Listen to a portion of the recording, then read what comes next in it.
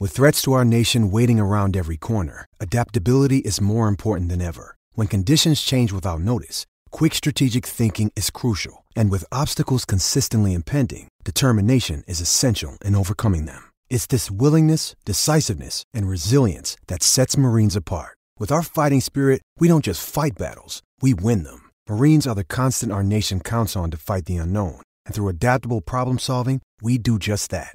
Learn more at marines.com.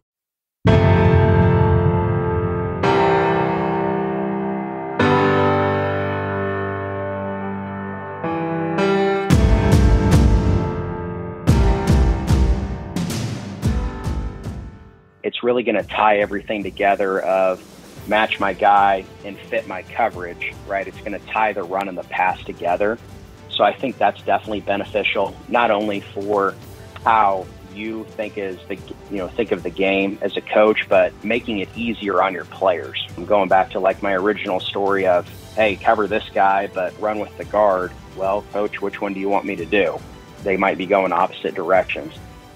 In the ever-evolving landscape of our game, the concept of run fits has undergone significant transformations to adapt to the changing dynamics of our offensive strategies. And we're constantly faced with the challenge of staying ahead of the curve and devising something that's effective and that can counter the versatility and complexity of the modern offenses, and vice versa on the opposite side of the ball.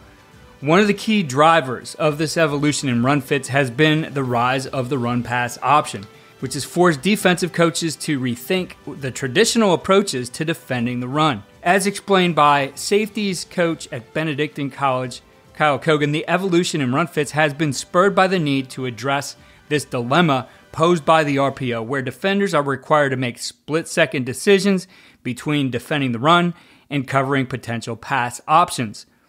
This shift in offensive strategies has led to a paradigm change in defensive philosophies, emphasizing the importance of covering receivers first and fitting the run based on coverage assignments. By prioritizing coverage assignments over the run fits, defenses aim to limit explosive plays and force offenses to earn their yardage methodically, ultimately aiming to control the game's tempo and dictate the flow of the game. We're going to get into all of that in detail in this episode with Coach Cogan. Be sure to stay tuned for our winning edge takeaways and ideas for implementation following the interview. What you see on tape is a direct reflection of what you teach and how you teach. Video is important, but if you don't teach well, you're not going to like what you see on your video. First Down Playbook has been helping coaches teach better for 13 years. It allows you to present installs, playbooks, and practice cards in half the time with NFL quality. Coaching tools like video pairing, a player app, practice schedules, and wristband sheets have made First Down Playbook a program management system with everything in one place.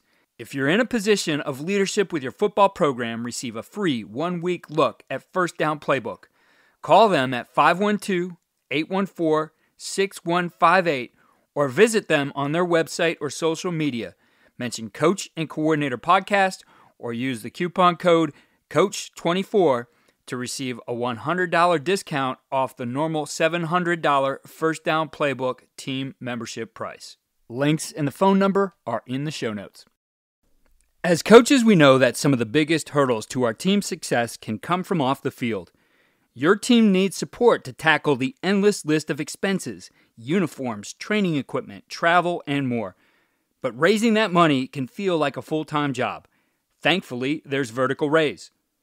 Vertical Raise is the premier online fundraising platform using innovative technology to create the easiest and most efficient system available. Raise more money in less time with a local fundraising coach who works with your team every step of the way to customize the ideal fundraiser. With options for online donations, digital discount cards, premium product sales, and even spirit shops, Vertical Raise has top-of-the-line solutions for every fundraising style. To find out more, visit verticalraise.com and we'll get you connected with an exclusive offer on your first fundraiser.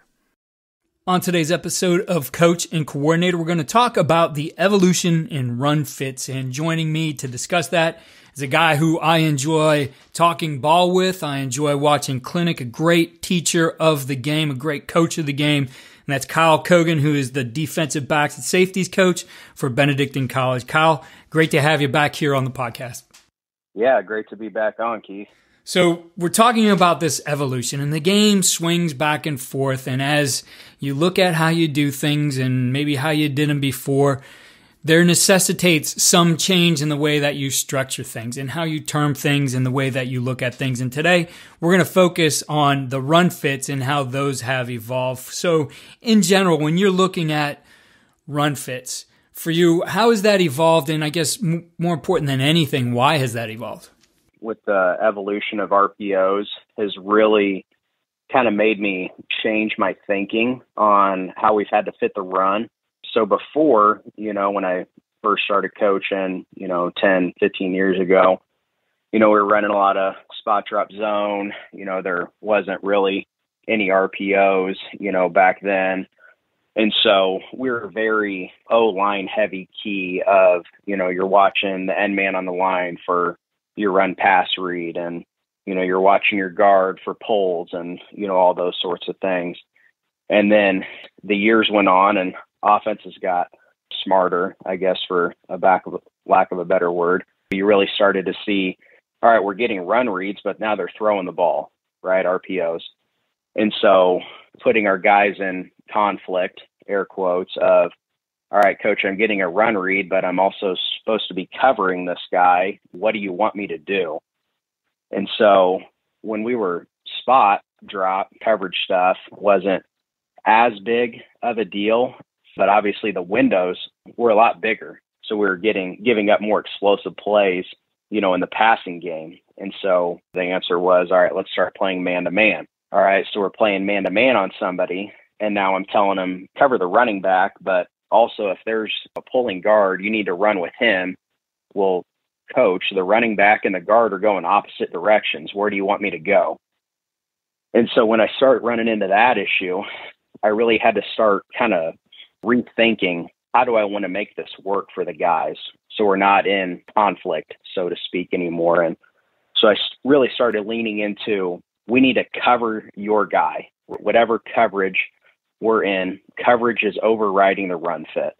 If your guy blocks, you're now a part of the run fit. But if your guy is running a route, you need to cover him, which really helped us with limiting explosive plays, which I think is, one of the biggest things as a defense that you need to stop. So when we were talking to AJ, he said one of the biggest indicators, of winning football games is explosive plays, right? Whether that's the offense getting explosive plays or the defense limiting explosive plays. So trying to keep everything in front of us, so to speak, covering our people, whether that's on the perimeter or even in the box, we had to start limiting explosive plays and really make people earn it, right? And drive consistently down the field playing bend, don't break defense. So that's kind of the background of where my thinking has got to, of cover your guy and your coverage will take you to your run fit. If your coverage blocks, you're now a part of the run fit. If your coverage is not blocking, he's running a route, you need to cover him, which will allow us to limit explosive plays by basically forcing the offense to hand the ball off. And now we're fitting the run and not giving up explosive plays, whether that's just on the perimeter with like simple zone read bubble stuff or third level RPO, where they're throwing glances down the field. So limit explosive plays, make them hand the ball off, and then we can rally once we know it's for sure a run play. AJ Smith, Kyle's referring to AJ Smith, UFL San Antonio offensive coordinator, does a great job with Air Raid certified. And one of those unexpected clinics broke out with Kyle and AJ and Dante Barty. So a great conversation there on different things. And, I want to dig into kind of where you got to and some of the things that you are doing in these run fits. But want to build up into that too, and just first take a look at and start thinking from a philosophical standpoint on the defensive side. We know the offense wants to win with explosive plays. We know we need to stop those, but looking at the ways to win, 3 ways to win for you being matchups, numbers, and leverage. Yeah, so those are the 3 things that, we're going to be thinking about whenever we're going into a game. So obviously matchups is going to be key. At the end of the day, somebody's going to have better personnel, and we as coaches have to mitigate that somehow. So how can I do that where we can either win with less somewhere else because I have better personnel, which allows me to put numbers somewhere else. So the first thing I'm thinking about is matchups. Where can we win one-on-one? Is that on the perimeter in coverage, corner on receiver, or, whatever it might be, nickel on the slot, whatever it is, or winning with less in the box? We're playing 3/2, 4/3. We're putting numbers on the perimeter and we're winning with less in the box. So essentially it's coming down to, is my D-line better? Are my DBs better than the other team? Where do I need to allocate numbers, which is the second thing you said. Do I need more in the box or less in the box? More at the point of attack or more in coverage / less? So matchups and numbers really kind of go hand in hand.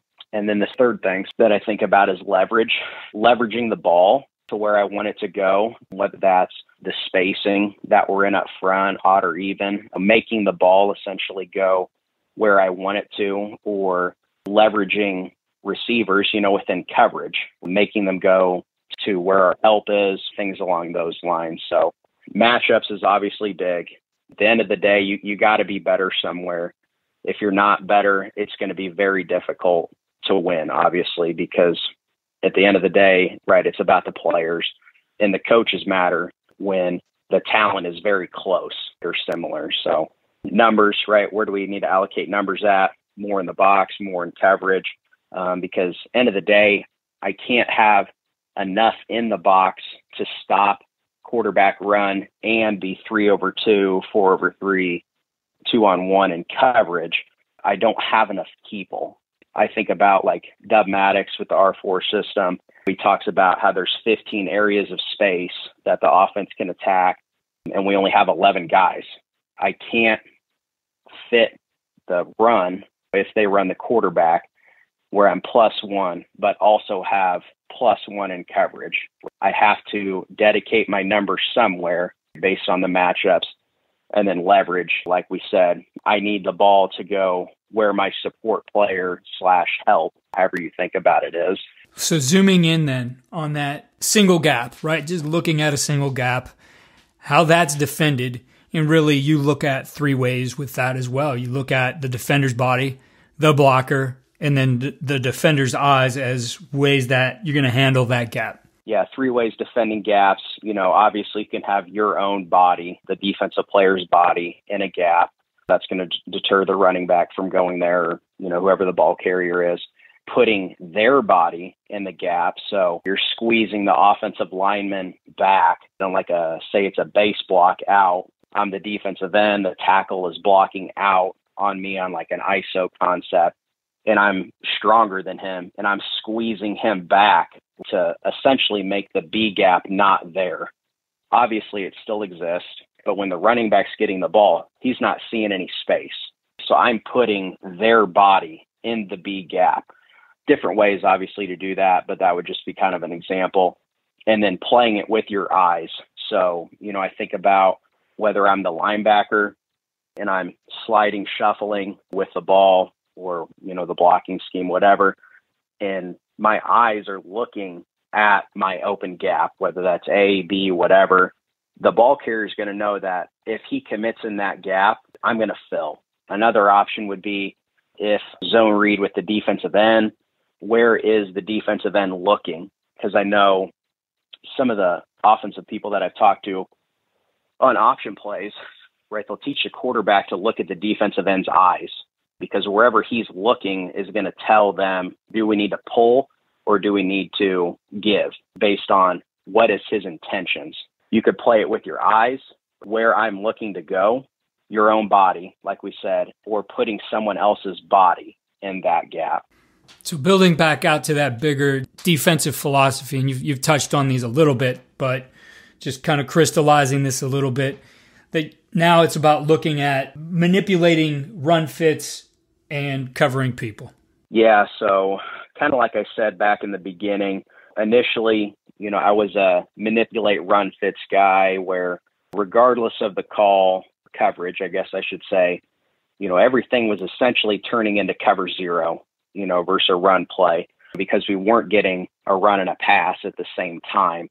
And as the evolution of offense has come around and you're getting both at the same time, that became a problem for us, like I alluded to earlier. So, we spent really probably too much putting all of our eggs in the same basket of prioritizing stopping the run too much. And then when people started run and pass at the same time, we're kind of leaving our kids out to dry coverage in the passing game. So I said earlier, right, about playing man coverage, some of the issues with that of, all right, my coverage is going left, but the guard is going right. What do you want me to do? Well, if I'm not covering my guy going left, he's going to be wide open. At the end of the day, I have to cover my guy or we're going to give up an explosive play. Like I said, that is what has led me into the mindset of we need to cover people first and foremost, and we're going to fit with whoever is in the box based on the personnel that the offense is in and who they're using to block. If I'm covering the Y, we can kind of give a simple example. So let's say we're playing a ripless match, right? 3 deep, 4 under zone. It's 2x2, right? I'm the weak side safety rolling down to the tight end. So I'm playing 2 in the seam, ripless match, whatever you call it, on the tight end. So if he's vertical, right, I cover him on the vertical and the seam, right? If he's underneath, I'm playing cover 3. So if he runs a route, I do what I said. I need to cover him because as soon as he's not blocking the defensive end, there is no D gap anymore. We have our ABC gaps, with the guard and the tackle. If the Y isn't blocking the end, there's no D gap. I don't need that safety in coverage, in the run fit. I need him in coverage. As soon as that Y blocks the defensive end, he's going to create the D gap. He's going to create a 4th gap on that flank. I need to fit my coverage and fit the D gap. So that's kind of an example of, our thinking process of where we've kind of got to within fitting the run. Taking a look at it, defenses like to play multiple fronts, right? It's to your advantage as a defense to be able to be in an even front, to be able to be in an odd front and force an offense to block both of those things during the course of a week, right? They have to spend their time getting good at both of those. Now, that doesn't mean any of that's static. Those can move. But talk to us about the run fits, because the challenge for the defense when you're playing those is that you still have to be sound in your run fits, regardless of whether you're lining up an even and moving to an odd, lining up in an odd, moving to an even, or staying in each of those fronts. Yeah, so like you said, there's a bunch of different ways, that we could line up in different fronts. But, to the linebacker secondary, right, at the end of the day, we're fitting the run with either even or odd space, right? And then we're just setting the front, slightly different ways. So to me, even space is going to be where there's bubbles in the front. So, think over, under, it could be double, 2 I's, double G's, and like double 5s, right, where both the B gaps are open. But in general, right, there's open gaps, right, in the middle of the front. So, those are going to be obviously the gaps that we're going to have to fit as the bubbles. As where in odd, right, there's no bubbles, right? So you think bare front, mint, tight, with how some people play 3-3 stack, where, they might be lined up as 5s, but, they're going to end up in the B gap on reach blocks, and things of that sort. So, end of the day, like the B gaps are closed, right? And one of the A gaps is going to be open based on, wherever the nose goes. So To me, that's kind of the difference between even and odd. And we're just lining up different ways, right? But the linebackers and the safeties, corners, whoever they are, know that, within each call, it's either even or odd space, right? Even, we fit the bubbles. Odd, we're fitting A to C. From a terminology standpoint, the structure now, and guys being able to know by those calls, how are you creating that? The guys basically know, based on the coverage, what we're trying to accomplish. So if we're playing zero, obviously everybody knows we're blitzing and we're playing zero on everybody else. Like, we're trying to stop the run. That's obviously an easy one, but we'll have some tools within like quarters family or, halves family where we're trapping with whoever the overhang is, whether that's like the nickel to the field or like the corner, like cover 2, where we're telling those guys to play run first. So that would be for us, that would be like a 9-man fit pro, or what we call max fits. The numbers really go back to NFL thinking of 21 personnel. So basically, it's how many guys are you dedicating to the run versus 21 personnel. So if you're playing, usually it would be like 0 or like a aggressive quarters, cover 2, where if you're fitting with 9, right, versus 21, you have enough people if they run the quarterback.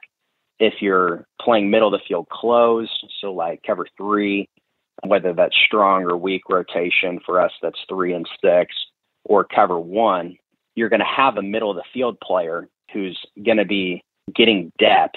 He'll be super late to be able to play any run. So we have one less guy.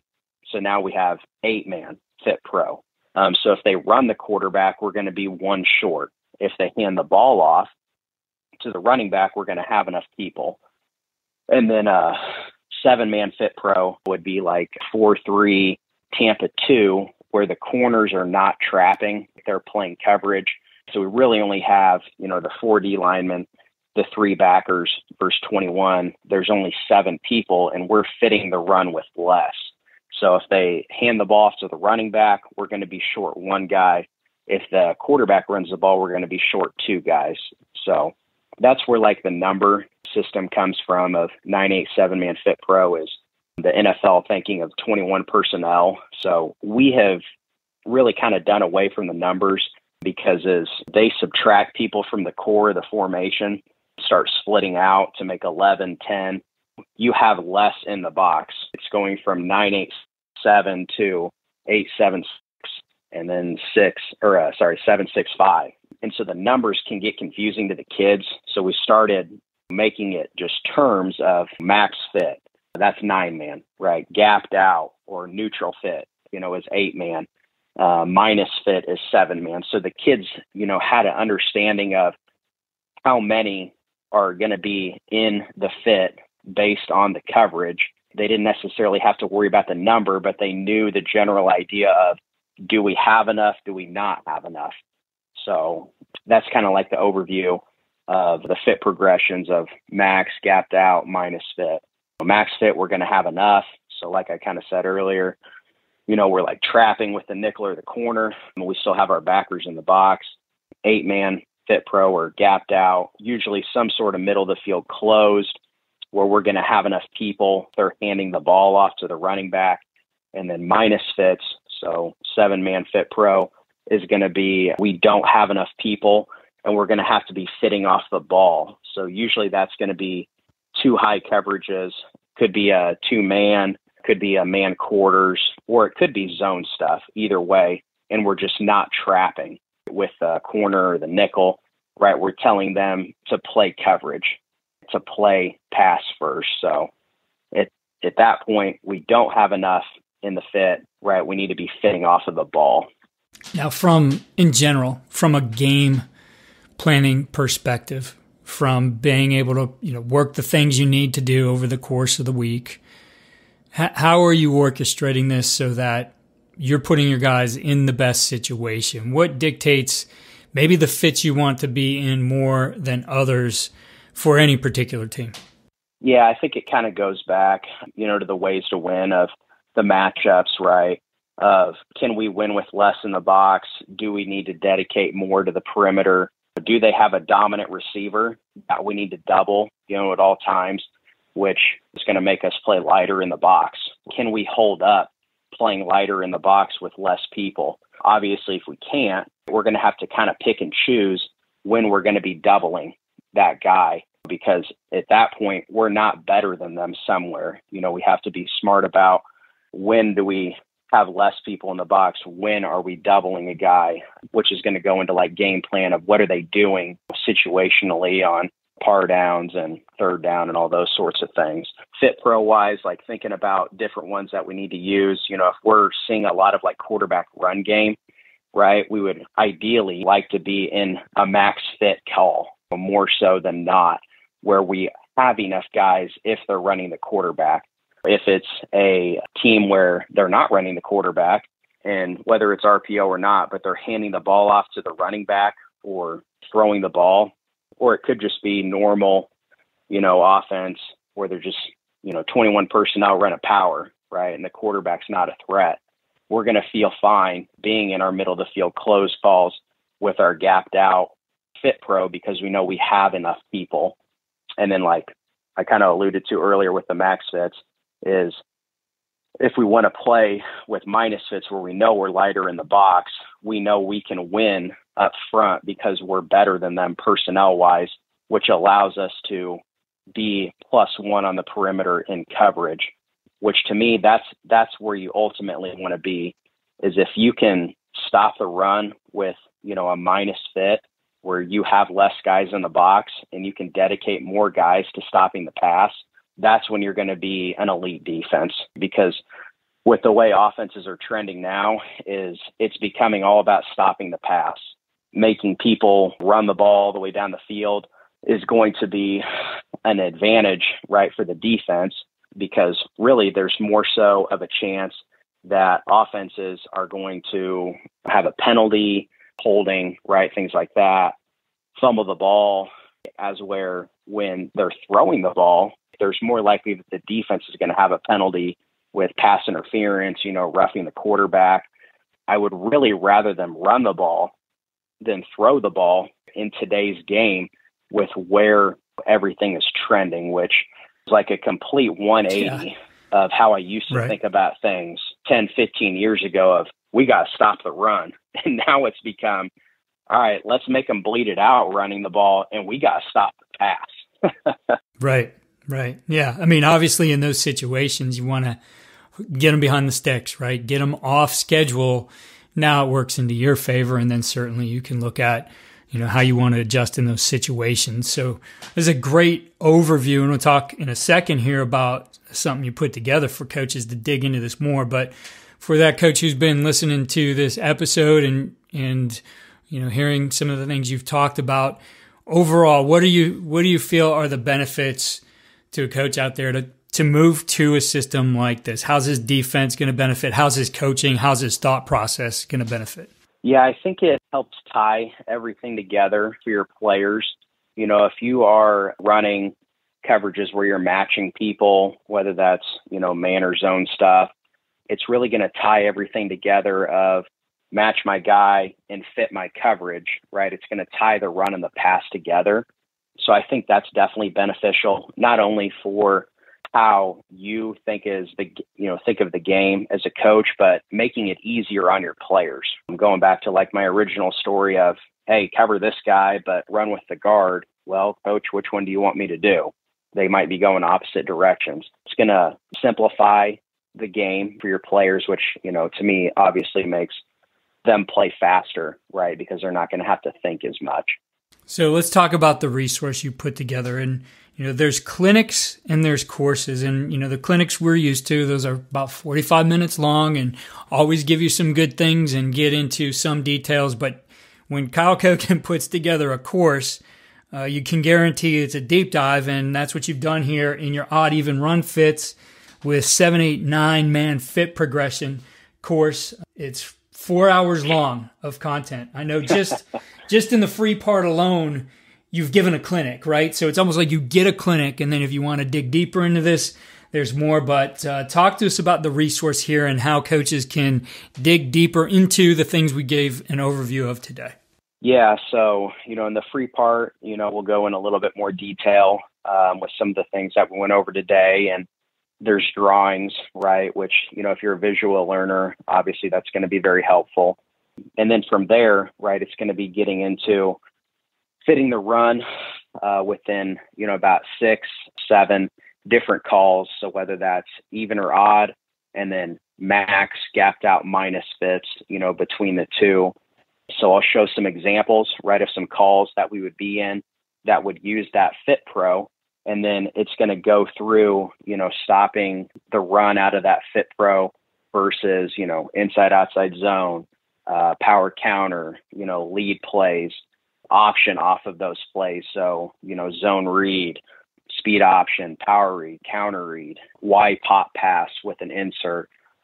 So I have them all drawn up, and going through and describing, what people's responsibilities need to be, within each fit pro or call versus all those plays. Again, coaches, it's a tremendous resource.